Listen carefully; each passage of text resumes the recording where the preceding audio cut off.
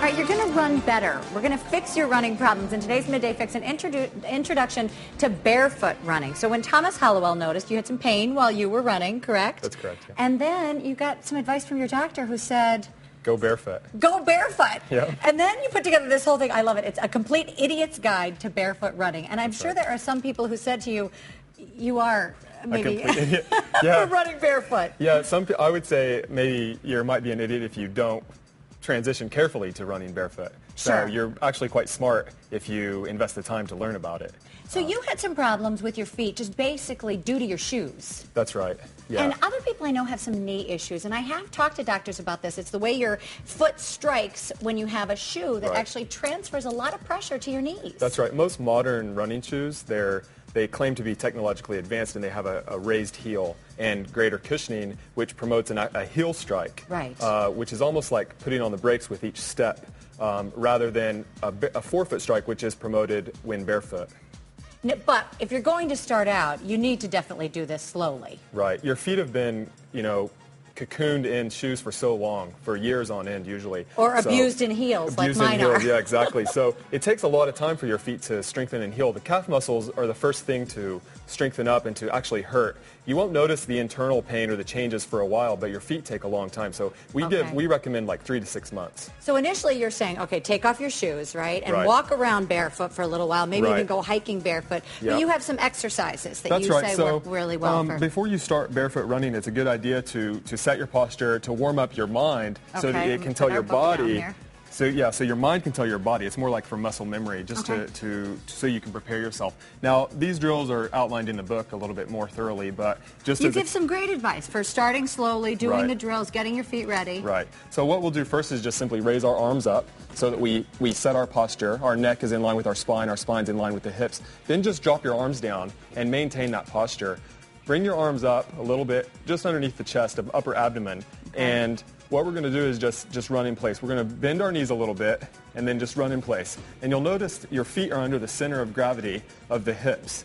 And you're landing on the center of your foot as opposed to your heel. Right, you're right. You're actually landing on the forefoot. When you're running in barefoot running through the whole cycle, the knees are bent, and when the feet touch the ground, actually it's a tripod landing, we call it in the book. Okay. So when you're actually running, the foot comes down on the outer part first, one.